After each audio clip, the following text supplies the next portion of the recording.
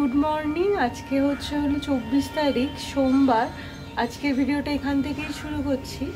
আজকে আমার বর কাজের সূত্রে হায়দ্রাবাদ গেছে, সারাদিন বাড়িতে একা থাকবো। আজকের ব্লগটা এখান থেকে শুরু করছি।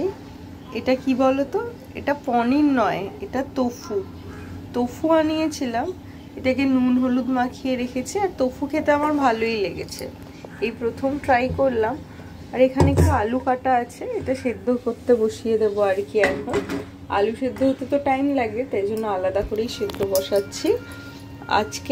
আজকে হচ্ছে হলো কি বার বলো তো, 1টা মতো বাজে। আমার এদিকে রান্না হয়ে গেছে, মানে কাজ করছিলাম, এখন রান্নাটা দেখিয়ে দিচ্ছি। এখানে হচ্ছে ব্রাউন রাইস, এই ছোট্ট ইয়েতে করেছি, যেহেতু বর নেই, নিজের জন্য অল্প করে এখানে ব্রাউন রাইস।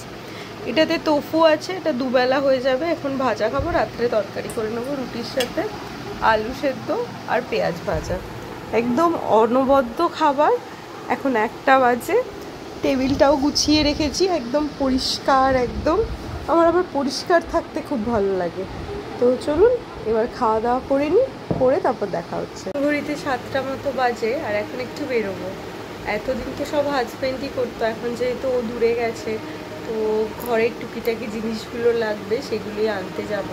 আর যেহেতু সি বিচ এরিয়া থেকে এসছি, পুরো মুখে র্যাশ ট্যান বেরিয়ে গেছে। অ্যামাজন থেকেও একটা ডেলিভারি এসছে, সেটা আসি তারপর আপনাদের সাথে শেয়ার করবো, কেমন? তো চলুন এখন বেরোনো যাক। এটাও একদম ক্লিন করে রেখেছি, বেশি গ্যাঞ্জাম করিনি আর কি। বেশ পরিষ্কার ছিমছাম থাকলে দেখতেও ভালো লাগে, তাই ভাবলাম একবার আপনাদেরকে দেখিয়ে দিই। এই প্রথমে এসেছি রুটি আর তরকার দোকানে। আজকে যেহেতু বর নেই, তাই ঘরে আর রান্না করতে ইচ্ছে করলো না, তাই একটু রুটি আর তরকা কিনে নিলাম। এই দোকান থেকেই রুটি আর তরকা কিনে নেব। আর এই দোকানে না পুরো কয়লার উনুনে রান্না হয়, আর তরকাটার স্বাদটাও সেই লেভেলের হয়, তাই জন্য এখানে এসেছি। তো এখান থেকে রুটি তরকা কিনে নিয়ে যাব মাছের দোকানে। তো চলুন। 200-250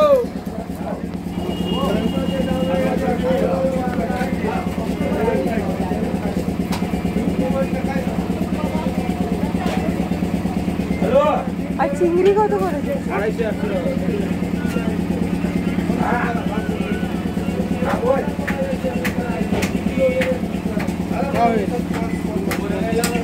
বাড়িতে চলে এসেছি, এসে চেঞ্জ করে নিয়েছি, এখন আছি রান্নাঘরে। তো চলুন দেখাই কি কি মাছ এনেছি, আপনারা হয়তো জানেনই, তো চলুন তাও একবার দেখাই। এটা হচ্ছে হলো লোটে মাছ, ধুয়ে পরিষ্কার করে নিলাম। আর এটা হচ্ছে হলো ইলিশ মাছ। 2 ধরনের মাছ নিয়ে এসেছি। আর আমার বর বৃহস্পতিবার দিনকে চলে আসবে, ও এসে খেতে পারবে, আর আমাকেও বারবার বাজারে যেতে হবে না। তো এই যে মাছ আর ইলিশ মাছ। তো চলুন এটাকে এবার নুন হলুদ মাখিয়ে দুটো মাছকে রেখে দিই ফ্রিজে। এই লোটে মাছটা নিল হচ্ছে হলো 200 টাকা করে কিলো, আর এখানে আছে ওই 500 মতো লোটে। আর এই ইলিশ মাছটার দাম নিয়েছে 200 টাকা পিস।